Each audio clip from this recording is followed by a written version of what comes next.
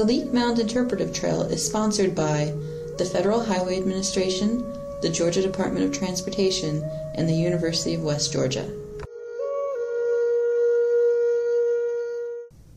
Hi, and welcome to another Leap Mounds Interpretive Trail podcast. If you're following along on the trail, this podcast corresponds to the Mounds and Moundbuilding panel.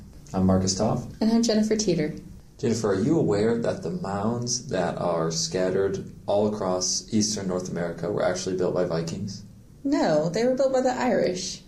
No, actually it was Atlanteans from the lost city of Atlantis. That's preposterous. It was the lost tribes of Israel. I don't know if any of these are accurate. I think our documents are a little out of date. Well, you are using a newspaper from 1873. That's true. But what's fascinating is if you look at these old documents that describe earthen mounds, those are the people that they thought actually built them. Vikings, lost tribes of Israel. So who did build them, Jennifer? The American Indians? Bingo. Of course we know that now, but we didn't always. And in this podcast we want to kind of explore some of the reasons why people believed that these, or just had these far-fetched ideas about who built the mounds. They really did, and we can see from newspaper articles and sometimes personal writing that these mounds were a fascination for early Americans up until the early 1900s. People just had no idea where they came from, and they just really wanted to know more about these things that they romanticized. Yeah, I think they were really bewildered by sometimes how monumental these were, because some are really big or they're in the shapes of animals, and they just came up with some kind of interesting ideas about who made them. There's a newspaper right here, and it says of this mound in Florida that its builders are unknown, and they were undoubtedly a race of Indians who were wiped out of existence centuries ago. They really named anybody that had ever had a mound building tradition in the world as a possible creator of American earthenworks. Yeah, and what's interesting too, I think, is that actually the earliest recordings of these mounds from the 1500s, explorers like Hernando de Soto described American Indians building these mounds. But then, 100 or 200 years later, those documents either weren't read or they didn't have access to them, and so they kind of created this other myth of the mound builders. Well, I think the early Americans that were studying and providing the scholarship on the mounds weren't reading those initial documents that would have just solved the whole myth. They would have known the answer because those were in Spanish, and any scholar who was worth his salt was reading in Latin. So then when this myth of the mound builders started to take hold of the colonists, I think there was a purpose behind it, though, a purpose for not attributing it to the American Indians that they were interacting with. Yeah, I think attributing it to an older race really robbed the American Indians of any ownership or rights to the land in the minds of the Americans. Right, because remember, they were coming into a new land themselves, and I think it made them maybe feel better that, well, there used to be this really advanced race, and these American Indians who we're now taking land from killed them all off, so it's okay if we take their land. Yeah, by their line of thought, the American Indians didn't own the land because they stole it from this older race. Older, maybe European race, too. Yeah, and I think it just sort of eased their conscience as they were doing this. It made them feel like they were right in a way. And I think it helped them feel connected to the old world because they thought they were connected to this ancient tradition of whether it was Vikings or the lost tribes of Israel, a tradition that they would be more familiar with. Yeah, and you and I talked before about how maybe they were projecting the prestige of these ancient mound building races onto American Indian mounds. Yeah, as a new country, it gave them kind of some connection to like ancient Rome, the ruins that were in ancient Rome or Italy and Greece, places like that where... Exactly. It made America not so new. It made it established, and it boosted their self-esteem.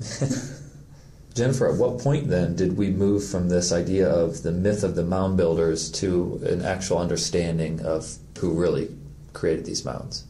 Well, in the later 1800s, archaeology really began to develop, and mounds were an obvious place to start. Like we heard in some of the podcasts when we talked to the archaeologists, it can be kind of hard to find a site sometimes. And, well, these early archaeologists didn't have to work that hard because there were these big mounds right there. Yeah, popping up out of the landscape. Plus all of the mystery and the romance surrounding them, just they were inherently interesting, I think. Like we said, they were fascinated by them, so it was an obvious place to start. Well, and it's really cool because the Smithsonian Institution's Bureau of American Ethnology, who, if you remember from another podcast, people from there actually came to the leak site and explored. They were the ones that kind of put this myth to rest. Actually, talking about the leak site for a second, I think we have some of our best documents from them because while they were studying it, they drew maps and wrote documentation about it.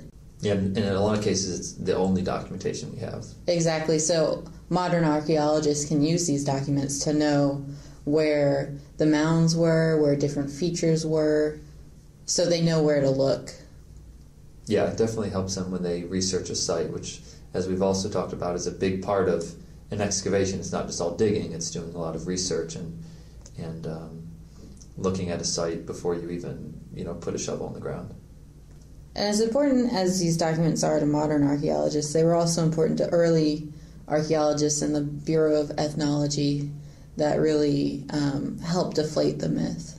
Yeah, I think that although their methods were crude, that they still contributed to our understanding by digging into these mounds, which, like we said, were just fascinating features in the landscape. And so by digging into them and uncovering American Indian artifacts, they were able to kind of debunk those myths that it was Vikings or Phoenicians or all these old world cultures, basically.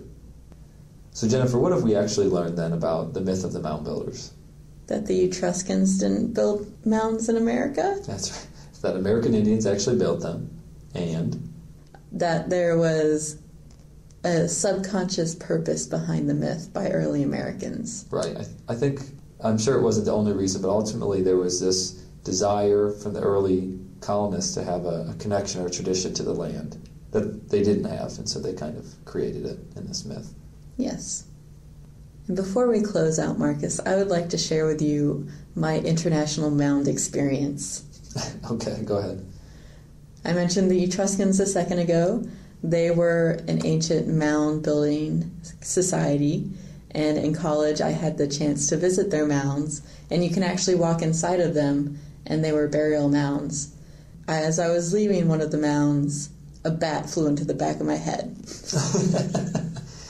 Well, that's a great point too, because like we said at the very beginning, one of the reasons that that colonists and early Americans came up with these European cultures was because those cultures had built mounds, and so they just projected that onto these. So maybe Etruscans was another culture that they thought built these mounds. Possibly. So there still are some mound sites in the state of Georgia that you can visit. The woodland site is Kolomoki. Yep, Etowah, which is just down the river from the leak site. The Etowah Indian Mounds is Mississippian. And then also Ocmulgee and Sate-Nakuchi are also Mississippian. There are other mound sites in Georgia, but these are the ones that are interpreted and you can visit. And open to the public, yeah. Yes. Thanks again for listening to a Leak Mounds Interpretive Trail podcast.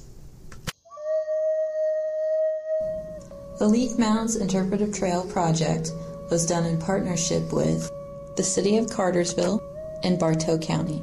Music by Tommy Wildcat.